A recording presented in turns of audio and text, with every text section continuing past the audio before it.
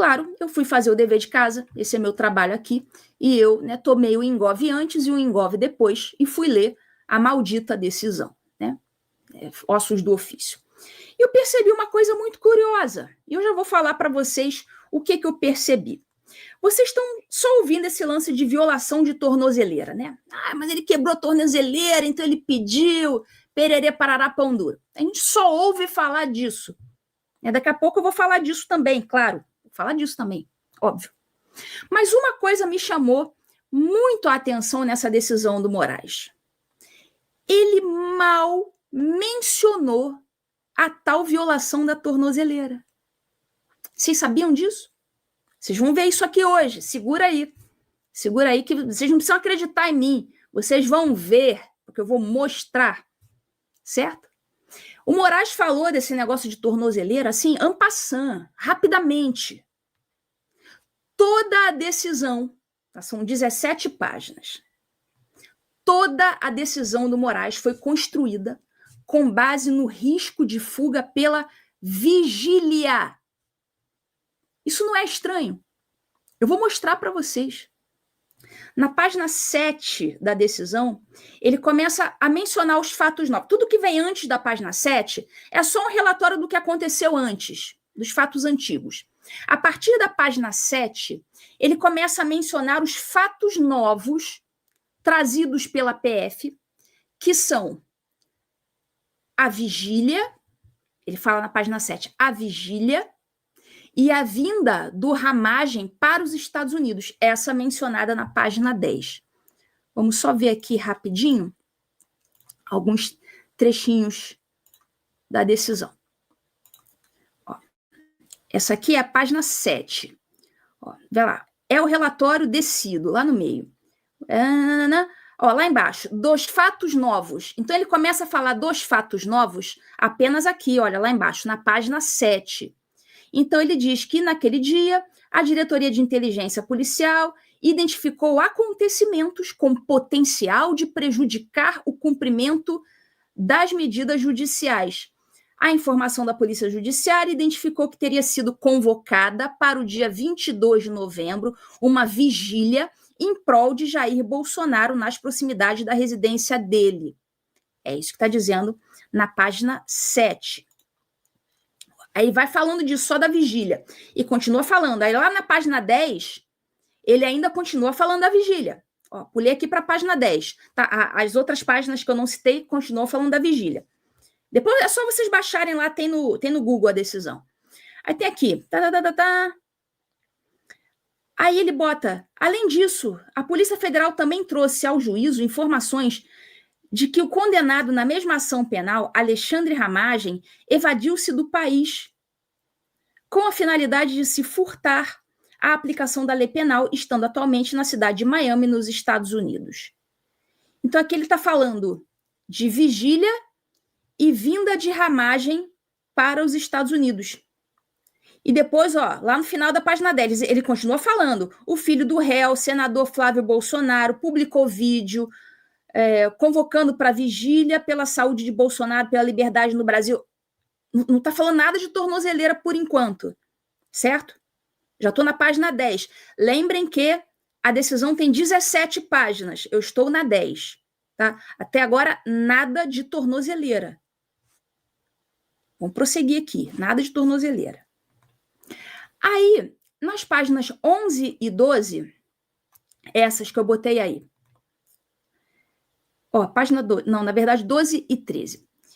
O Bolsonaro, ele transcreveu o teor do vídeo que nós assistimos do Flávio como se ele tivesse falado algo criminoso. Aí veja o que ele diz aqui na página 12 e 13. Ó, embora a convocação de manifestantes esteja disfarçada de vigília, ó, disfarçada de vigília. Então aqui o Moraes está querendo dizer que o Flávio queria outra coisa, não explica o quê, chama de organização criminosa, né? O Flávio como integrante de uma organização criminosa, chama a vigília de algo que não é vigília, diz que a vigília era só um disfarce para outra coisa, e sustenta que aquele ato seria um ato provocado para facilitar a fuga de Jair Bolsonaro. Aí lá embaixo eu marquei de vermelho. O tumulto causado pela reunião ilícita de apoiadores, olha, marquei ele de vermelho. Reunião ilícita. Desde quando o exercício do direito de reunião é ilícito? Ele não só é lícito, como ele é constitucional, ele é previsto na Constituição. Mas aqui o Moraes está dizendo que a reunião de apoiadores do Bolsonaro é ilícita.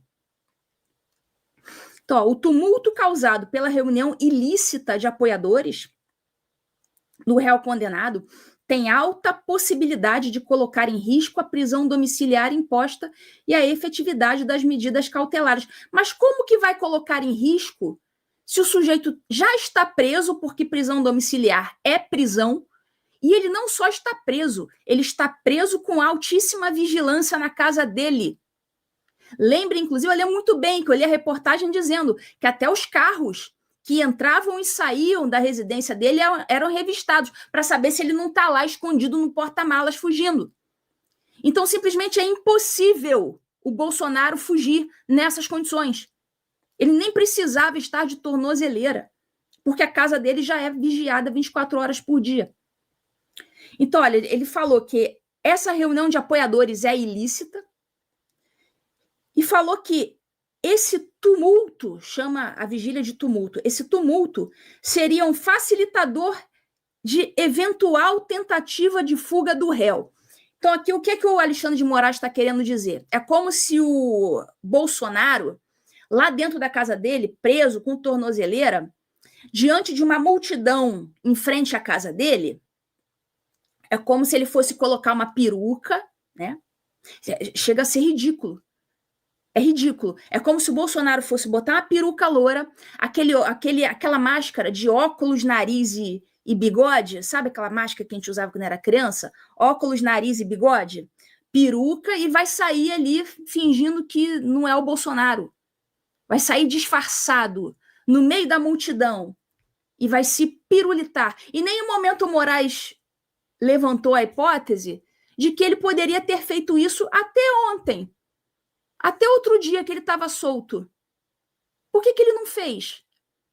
Resolveu traçar plano de fuga agora, tendo tido esse tempo todo para fugir se ele quisesse. Aliás, ele poderia ter ficado nos Estados Unidos se ele quisesse. Não ficou. A meu ver, um erro, né? Mas não ficou, voltou para se tornar refém, para ficar lá calado, prostrado, sem poder nem falar, não pode nem falar em público. Por que ele não fugiu antes? Mas aí o Moraes não explica. Ele achou que agora, sob vigilância 24 horas, com tornozeleira eletrônica, ele está levantando a hipótese de que agora sim, nessas condições, o Bolsonaro ia tentar fugir. Quer dizer, nenhum QI de ameba acreditaria nisso.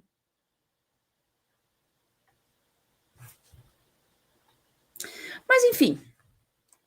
Aí na página 14, agora preste atenção no que eu vou falar aqui. Na página 14, vamos lá. Página 14. Agora sim, aparece um parágrafo. Eu disse tá? Não são dois. É Aparece um parágrafo falando sobre a tal da violação da tornozeleira. Daqui a pouco eu vou entrar nesse assunto. Por que foi só um parágrafo? Por que a decisão tem 17 páginas? Tá todo mundo falando de tornozeleira. Só que o assunto da tornozeleira, que tá todo mundo colocando em primeiro plano, que é algo mais chocante realmente, ele foi objeto de um parágrafo. Segura aí, vamos falar disso, porque isso, para mim, é muito relevante. É muito relevante. Tá vendo essa caixa aí, essa caixa retangular aí, vermelha? Esse é o único parágrafo em que o Moraes cita o lance da tornozeleira. Vamos ler. Além disso, ou seja, além desses assuntos aí da fuga do Ramagem, da vigília, além disso, o Centro de Integração de Monitoração Integrada do Distrito Federal comunicou a esta Suprema Corte a ocorrência de violação do equipamento do monitoramento eletrônico de Jair Bolsonaro, à 00:08 do dia 22/11. Guardem essa informação. 00:00, tá? A informação constata a intenção do condenado de romper a tornozeleira eletrônica para garantir êxito em sua fuga, facilitada pela confusão causada pela manifestação convocada por seu filho. Então aí ele pegou esse parágrafo e ele misturou os dois fundamentos. A quebra da tornozeleira com a vigília convocada pelo Flávio. Ele pegou esses dois fundamentos e, mesclou os dois. Falou que a quebra da tornozeleira seria utilizada em conjunto com o tumulto da vigília.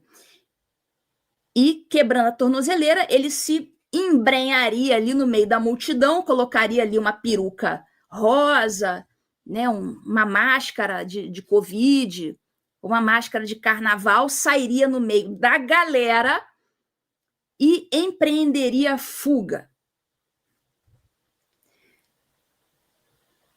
Isso parece um negócio fantasioso demais, né? Calma, segura aí que eu tenho algumas coisas para discutir sobre isso aí. Leram o parágrafo, não leram? Mostrei aqui para vocês. O que está aí envolvido num retângulo vermelho é o único parágrafo em uma decisão de 17 páginas em que ele cita esse lance da tornozeleira.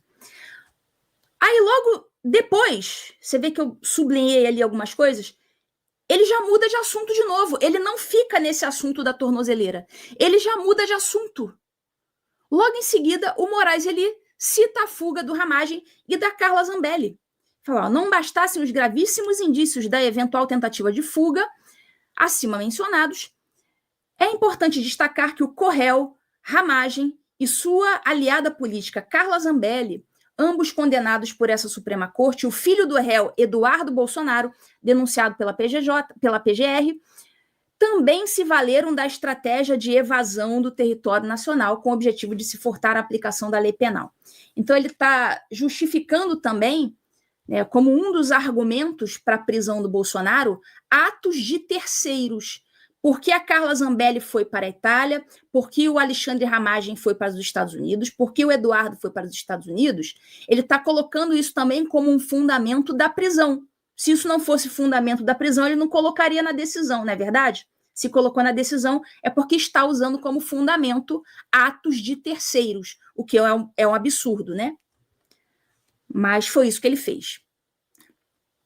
Vejam aqui também que na página 15, essa página aqui, ele também não fala mais nada sobre a tal tornozeleira. Continua falando aqui do tumulto, tentativa de fuga para alguma das embaixadas próximas à residência do réu, reiterada conduta de evasão do território nacional praticada por co-réu, ou seja, está falando dos co-réus. Não é ele, o Bolsonaro, que tentou fugir, né? Outros fugiram. Então é um absurdo você utilizar atos de terceiros para justificar a prisão de alguém, né? Enfim. Mas tá aqui, página 15 também não fala mais nada. Na página 16 também não. Página 16, eu destaco aqui, inclusive, o pré-julgamento, tanto do Bolsonaro como do Eduardo. Tá aqui, olha. A democracia brasileira atingiu a maturidade suficiente para afastar e responsabilizar patéticas iniciativas ilegais em defesa de organização criminosa responsável por tentativa de golpe de Estado no Brasil. Você vê que a decisão ainda não transitou em julgado e ele continua chamando de organização criminosa, dizendo que houve a tentativa de golpe de Estado. Não, ele só pode falar um negócio desse depois do trânsito em julgado, tecnicamente, né? A gente sabe que nada disso aconteceu, mas tecnicamente você não pode fazer acusações antes de transitar em julgado. Primeiro, um dos filhos do líder da organização criminosa, Então, ele está chamando aqui, nesse parágrafo, o Jair de líder da organização criminosa. O Eduardo Bolsonaro articula criminosamente e de maneira traiçoeira contra o próprio país. Então, aqui nesse parágrafo que eu sublinhei, ele também já está pré-julgando o Eduardo. Ele não tem nenhum compromisso com a judicialidade das coisas. Ele sai pré-julgando, ele fala o que ele quiser, ele não tem, assim, zero compromisso com a tecnicidade. Ele quer fazer das suas decisões um panfleto político contra os seus inimigos. E faz. Inclusive abandonando o seu mandato parlamentar, tal. Então ele já diz aqui que o Eduardo articula criminosamente, ou seja, pratica crimes, sendo que o Eduardo ainda está com o processo em andamento. Então ele não poderia jamais, um juiz, afirmar que alguém é um criminoso, articula criminosamente, enquanto ele ainda está sendo julgado. Ou seja, isso aqui é um pré-julgamento. Só isso aqui já deveria ser usado para considerá-lo suspeito na causa, né? Já não bastasse tudo mais. Pois bem, na página 17 só tem aquelas determinações finais, né? Não tem mais argumento nenhum. Está ali a assinatura, ministro Alexandre de Moraes, parará, solicito a convocação de sessão virtual da primeira turma, pererê, não acontece mais nada. Espeça-se o mandado de prisão, pererê, parará. É isso aí que acontece e acabou. A decisão acaba aqui. Não tem mais argumento nenhum. E por que eu mostrei todos esses detalhes da decisão? Deixa eu tirar aqui. Vocês repararam, né? A decisão tem 17 páginas. Ele passa a decisão inteira falando da tal da vigília do Flávio.